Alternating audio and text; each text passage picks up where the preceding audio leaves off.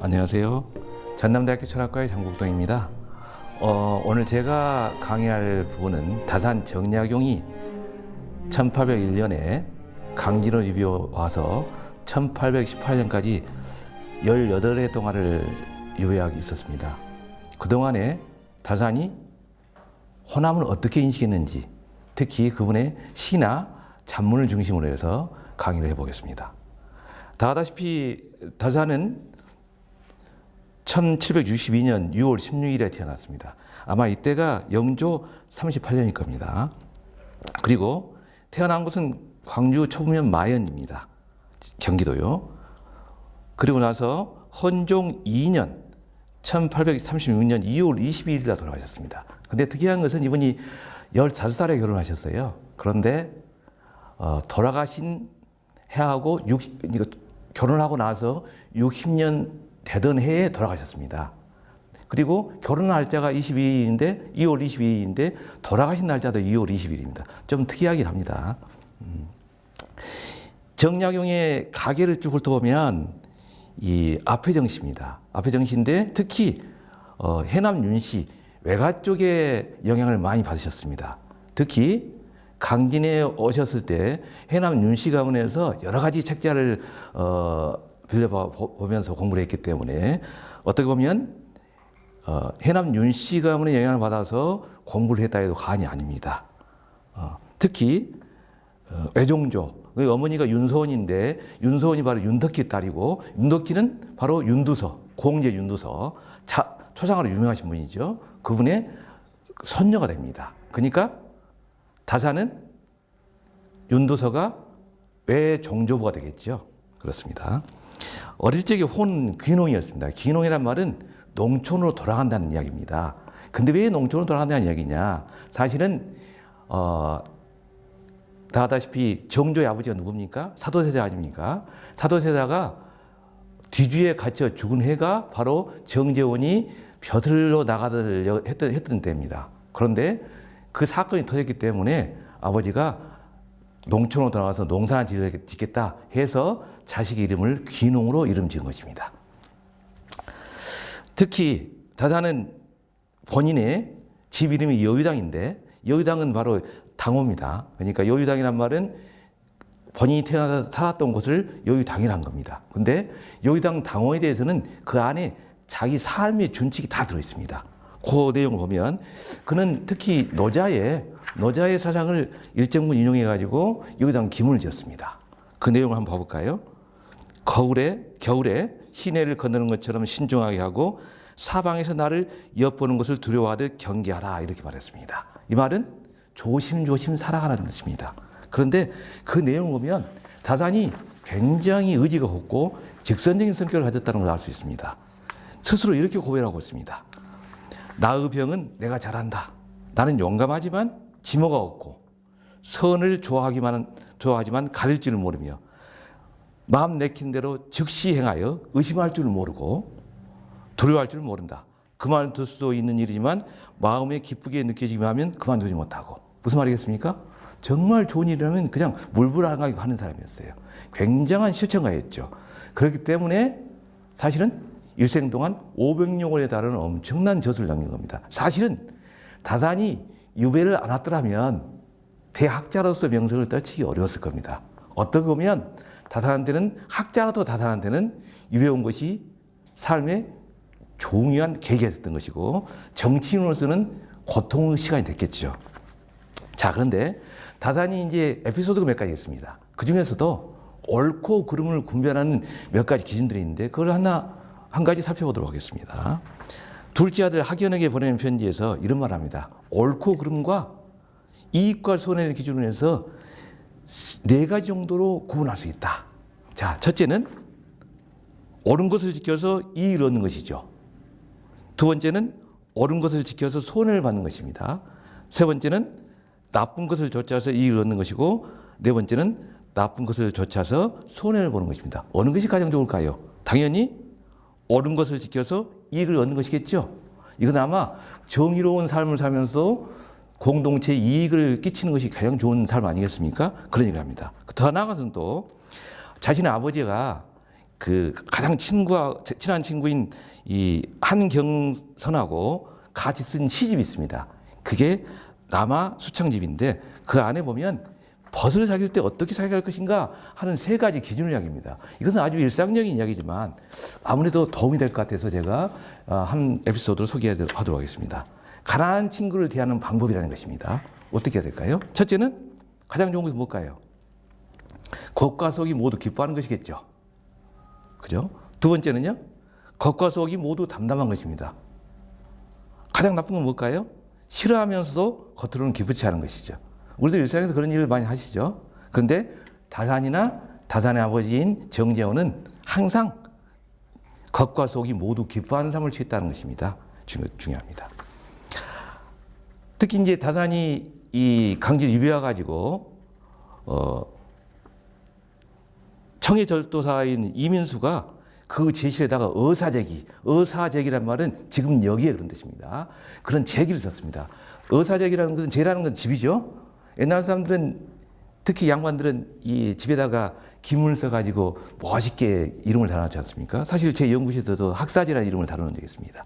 근데 이분이 근데 이민수가 다산의 명언을 듣고 나서 내가 의사제기라는 의사제기를 지었는데 거기 기문을 써달라 해서 쓴 것이 의사제기입니다. 이 의사제기는 다산이 얼마나 현실적인 삶을 중시했는지를 보여준 것입니다. 실학자이기 때문에 백성들의 고통을 직접 봤잖아요. 그렇기 때문에 그 현실 속에서 어떻게 하면 참다운 삶을 살 수 있을까? 그래서 의사제기에 그런 자기의 사상을 그대로 드러내고 있습니다.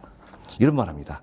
세상에서 일컫는 아름다움과 선이라고 하는 것은 모두 이것으로 되어 있다. 이것을 최상을 다하면 다시 더할 것이 없을 것이다. 이것은 뭡니까? 지금 이 세상입니다.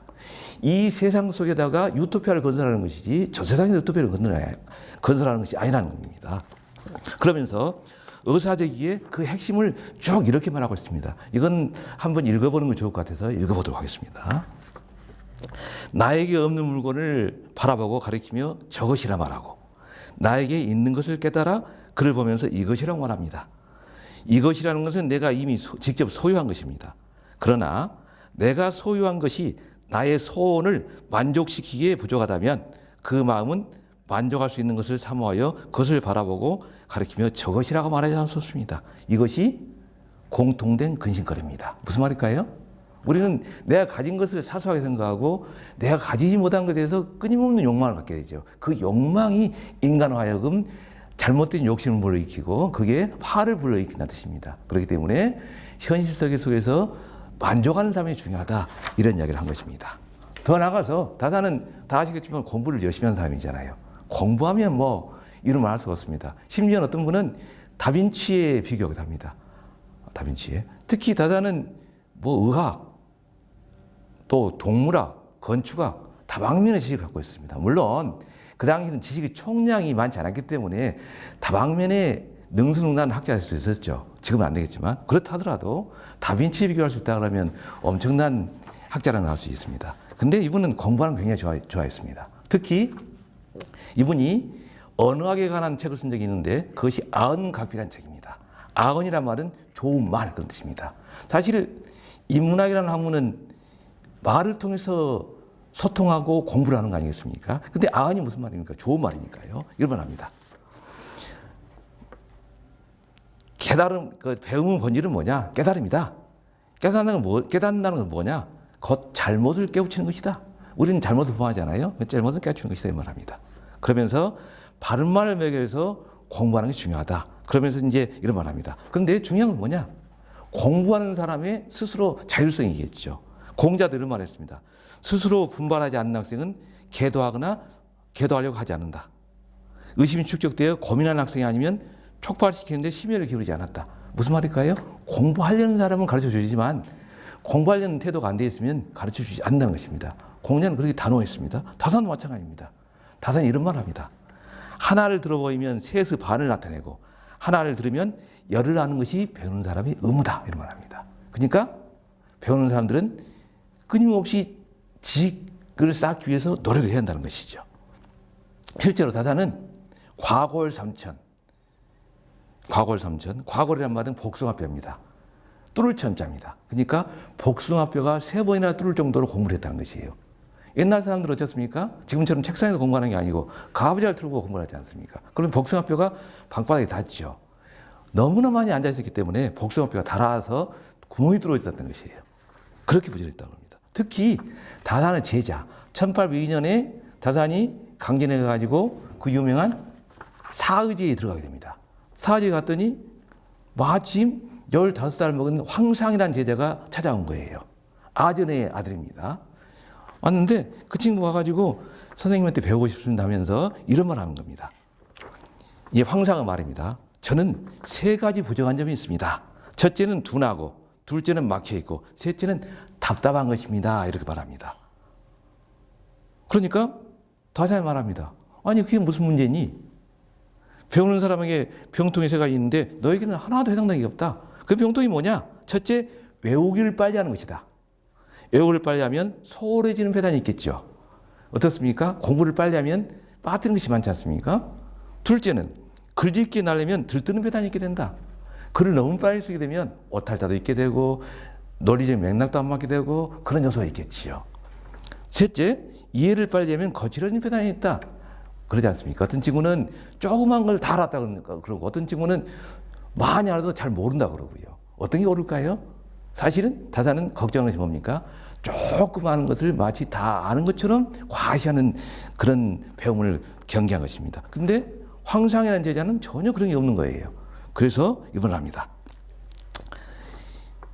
마지막 이런 말 한 겁니다. 무릇 둔하면서 파고든 자는 그 구멍이 넓어지고, 아까 다산이 황상이 제가 둔합니다 그러니까 거기에 대한 이제 대안을 제시한 겁니다. 너는 둔하지만 파고든 열심히 파고들면 구멍이 확 넓어지지 않겠느냐. 그건 견문이 넓어진다는 거겠죠. 둘째, 막혔다가 소통이 되면 그림이 확 트이죠. 그리고 세 번째는 답답한데도 닦아내는 사람은 빛이 반짝반짝한다. 내가 답답하지만 끊임없이 공부를 하면 반짝반짝 윤기가 나게 되겠죠. 그리고 언젠가는 성취를 할 수 있다는 것입니다. 그렇게 해서 이제 그렇게 말하면서 그럼 뭐냐? 가장 중요한 것은 삼근계니까 부지런할 근자입니다. 3번이나 부지런해야 한다는 이야기한 것이에요. 그럼 뭐냐? 뚫은 것은 어떻게 해야 될까? 부지런해야 된다. 자, 튀우는 것은 어떻게 해야 될까? 부지런해야 된다. 닦기는 어떻게 해야 될까? 부지런해야 된다. 3번 이야기한 겁니다. 그러고 나서 마지막으로 그보다 더 중요한 것이 뭐냐? 마음을 확고하게 잡는 거다. 그래서 병심확이란 말을 쓰게 됩니다. 결과적으로 다산이 주장했던 것은 배우는 사람의 주체적인 자율성을 말한 것인데 실제로 다산은 모든 것을 한꺼번에 가르쳐주지 않았습니다. 다시 말하면 제자들이 스스로 공부할 수 있는 여지를 둔 것입니다. 그래서 저는 이렇게 말합니다. 진정한 교육은 뭐냐? 권위자들이 말하는 것을 아무 여과 없이 수용하는 것이 아니라 스스로 의심하고 배움으로써 이루어지는 것이기 때문이다. 교육자가 갖춰야 할 무보다 중요한 자질은 뭘까요? 그리스 로마 신화에 보면 프로크라테스 침대가 있습니다. 프로크라테스 침대는 뭡니까? 길 가는 사람을 잡아가지고 침대 눕혀가지고 짧으면 늘리고 길면 자르는 것이잖아요. 이건 무슨 말일까요? 하나의 규격에다가 모든 인간을 맞추는 것이죠. 그건 안 된다는 것이죠. 그래서 저는 이렇게 말합니다. 진정한 교육자는 규격화된 지식 상자를 양산하는 데서 벗어나 프로크라테스를 처형한 현대의 테세우스가 프로크라테스를 처형하거든요. 끊임없이 그래야 된다. 근데 여기에 대해서 실제로 다산과 시대는 완전히 다르지만 미국의 시드니 후크라는 학자가 학생의 자유를, 배우는 사람의 자유를 말하면서 이렇게 4가지를 말했습니다. 첫째, 의심의 자유. 교수가 한 말, 선생님이 한 말을 고지고대로 받아들이는 게 아니라 의심을 해야 된다는 것이죠. 두 번째는 토론의 자유. 끊임없이 소통하고 토론하는 자유가 있어야 된다. 세 번째는 도전의 자유가 있어야 된다. 그리고 마지막으로 가장 중요한 자유입니다. 학생들한테는 뭐가 있습니까? 실수의 자유가 있습니다. 교수는 실수하면 안 되겠죠. 그러나 학생들은 실수를 할 수 있다는 것입니다. 여기까지가 다산이 학문가를 간단하게 아주 개요만 살펴봤습니다. 자, 그러면 다산 눈에 비친 호남은 어떨까요? 3개의 시를 보도록 하겠습니다. 첫째는 다산이 1800년도 정조 24년이죠. 다산 39세입니다. 사실 4월 26일 날 다산이 고향 초천으로 내려옵니다. 근데 사실은 그 이후에 한 1개월, 2개월 정도 있다가 정조가 죽습니다. 근데 다산은 이미 알았던 것 같아요. 그때 고풍, 괴로운 바람이라는 시를 씁니다. 그 시를 보면 다단이 그 당시 상황을 어떻게 묘사하고 있는가 알 수 있습니다. 자, 이 시를 제가 한번 약간 낭송하듯이 읽어보겠습니다. 잠시 번잡한 세상 떠나고자 하였더니 강바람이 다시 세차게 부네. 뒤집히는 흰 물결 산속의 나뭇잎 어지럽고 붉게 차이는 들에 꽃잎 날리네. 씨 뿌리고 거두는 일은 하늘 뜻이려니 고기 잡고 나무하며 빛난 날을 아껴야지. 세상 다스리는 자 조정이 따로 있으니 살인문 닫고서 들어야 앉아야겠지. 이것은 무슨 말일까요? 본인 스스로가 정치 무대에서 이제는 떠나야 될 순간이다 한 거지요. 실제로 그 당시에는 이미 천주교와 관련돼 가지고 서인들이 남인을 박해하는 시기 아니었습니까? 남인들은 대부분이 천주교 신자들이 많았습니다. 천주교 신자라는 걸 비밀로 해가지고 박해를 하기 시작합니다. 그 이야기를 한 겁니다. 그리고 나서 이제 11월 24일 날 유배를 오게 되죠. 그때 사의제가 어딥니까? 다단 강진읍에 가면 사의제가 있습니다. 원래는 동문매반지가 동쪽 문에 있는 밥을 파는 집이란 뜻입니다. 거기 노파가 있었습니다. 근데 갔더니 동네 사람들이 다 마치 무슨 그 범인 보듯이 다 외면하는 거예요. 근데 이 노파 한 사람만이 다단을 따뜻하게 보듬어 주지요. 그 사의제에 들어갑니다. 사의제. 근데 사의제란 무슨 말이냐? 4가지 마땅히 해야 될 일 그런 뜻입니다. 사의제가 바로 사의제 들어가기 전에 그때 본인이 유배였던 데 심정을 그린 시가 바로 나그네 신세타령이라는 시가 있습니다. 한자로는 객중서회라는 뜻입니다. 이것도 한번 읽어보겠습니다. 흩날리는 눈처럼 북풍이 나를 불어 나무로 강진 땅 밥하는 집까지 밀려왔네. 다행히도 나지막한 산이 바다를 가려 빽빽한 대나무로 세월을 삼는구나. 장기 때문에 겨울이면 옷은 대래 얇게 입고, 장기는 토속적인 병입니다. 수심이 하도 많아 밤에 술을 더 마시지. 당연히 괴로운 술을 마시겠죠. 나그네의 유일한 부접이 되는 것은 동백이 서울도전에 꽃이 핀 거라네. 당연히 따뜻한 곳이니까 동백이 꽃이 피겠죠. 그래도 미학적인 낭만이 있는 겁니다. 그리고 나서 다단히 이제 사이에 들어가서 사이에 대해서 공부를 열심히 하죠. 그때 이런 말 합니다. 내가 이 고통스러운 삶을 살 게 아니라 내가 어떻게 보면 여가를 얻어도다. 무슨 말입니까? 이게 유배 보는 게 나한테는 고통이 아니라 나한테 공부할 시간을 주는구나 라고 생각한 거예요. 그리고 나서 사의제라는 이름 붙이고 나서 사의제 이름에 대해서 이렇게 이야기합니다. 사의제가 뭐냐? 생각할 때는 마땅히 깨끗하고 담백하게 해야 된다 하는 것이고요. 모습은 항상 장엄하고 좀 웅장한 모습을 가지고 있어야 되는 거죠. 너무 들뜨거나 경솔한 행동을 해서는 안 된다는 것이죠. 그리고 말은 마땅히 적어야 한다. 아무래도 말이 많으면 수다스러우면 조금 가볍게 보이지 않습니까? 그리고 또 한 가지는 움직일 때는 무겁게 움직여야 된다. 이래서 사의지라는 뜻입니다. 원래 의자는 의롭다는 뜻입니다. 그러니까 의롭게 행동해라 하는 의미도 들어 있습니다. 다시 한번 이제 강진에 와서 16세, 그러니까 다단이 강진에 오기 전에 이미 다단의 아버지 정재원이 하순 현감으로 왔던 적이 있어요. 그때 다시는 16살 때 결혼을 하고 나서 막 그 다음에 정재원, 자기 아버지인 정재원이 화순 현감으로 오면서 다단을 데리고 옵니다. 공부를 시키기 위해서. 1777년 10월입니다. 그때 다단이 무렴정과 서석산을 올라갑니다. 무렴정이 어디입니까? 하순에 있는 정자입니다. 그리고 서석산은 무등산입니다. 무등산을 말합니다. 다단은 이미 15살 때 결혼해가지고 이미 신혼 살기만 하는데 그냥 아버지가 공부시키며 데려온 거예요.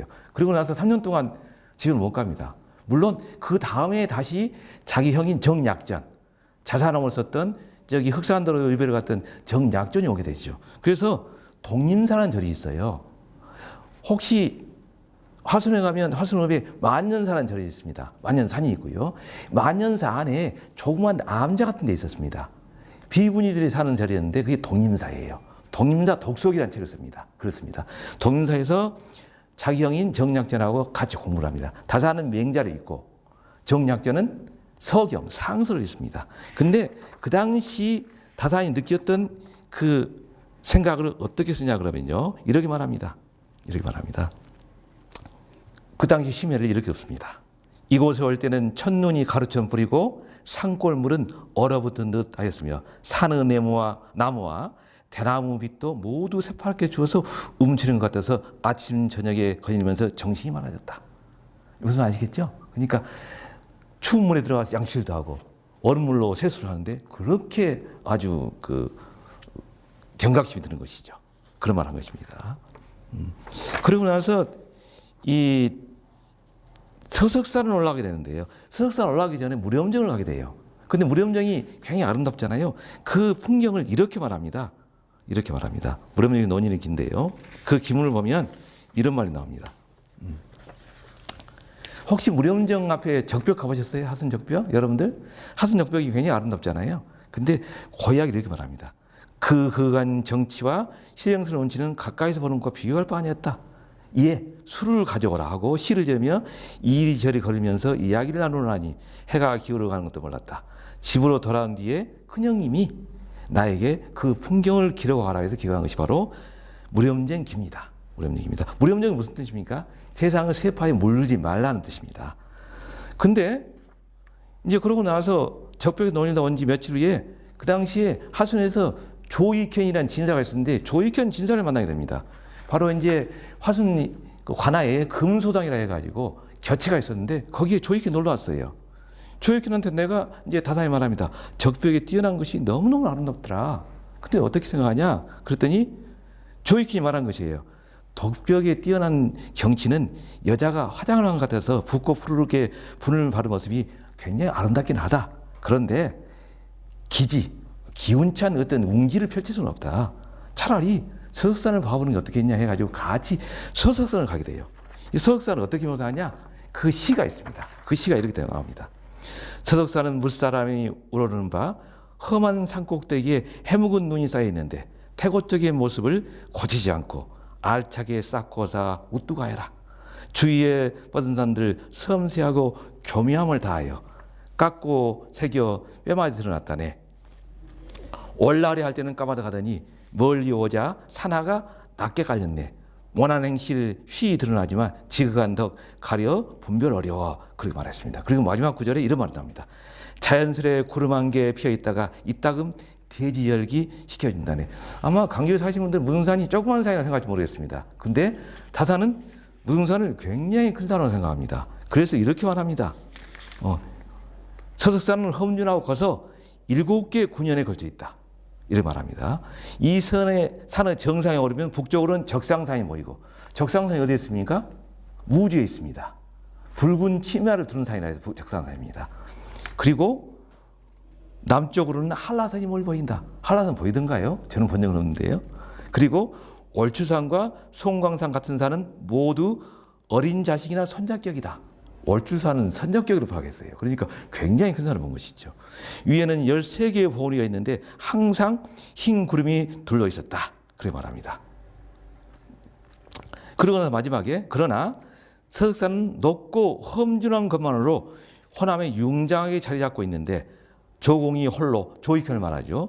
그 산이 여러 산 중에서도 뛰어나다는 것을 알았으니 그 산과 그 산을 알아보는 사람이 모두 위대하다 하겠다. 이렇게 말했습니다. 그게 무슨 말이겠습니까? 조익현이 웅지 있는 산, 선비와 같은 산이라고 우등산을 묘사했는데 그렇다면 그 산을 알아보는 조익현도 대단한 사람이 아닌가 이런 말을 한 것입니다.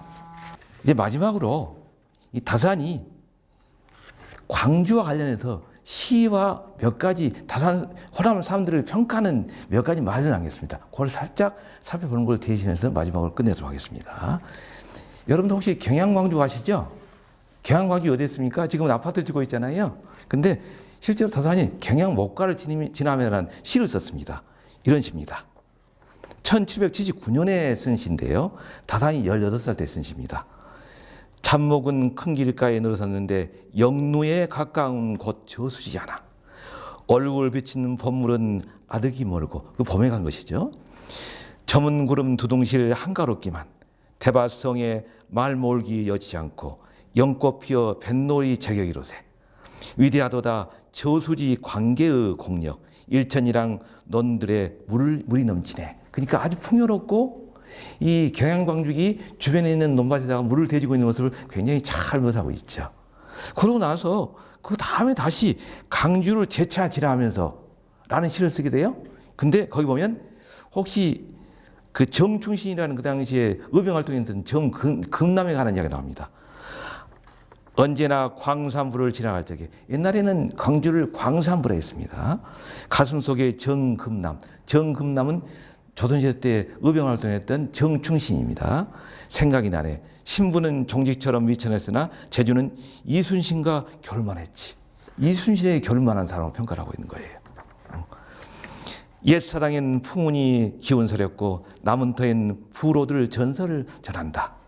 웅장할사 서석산은 높은 진산, 특히 전기모와 특출한 남자네. 여기도 서석산에 나오죠. 그 서석산에 전기를 모아가지고 이렇게 대단한 인간을 낳았다, 이런 이야기를 한 겁니다.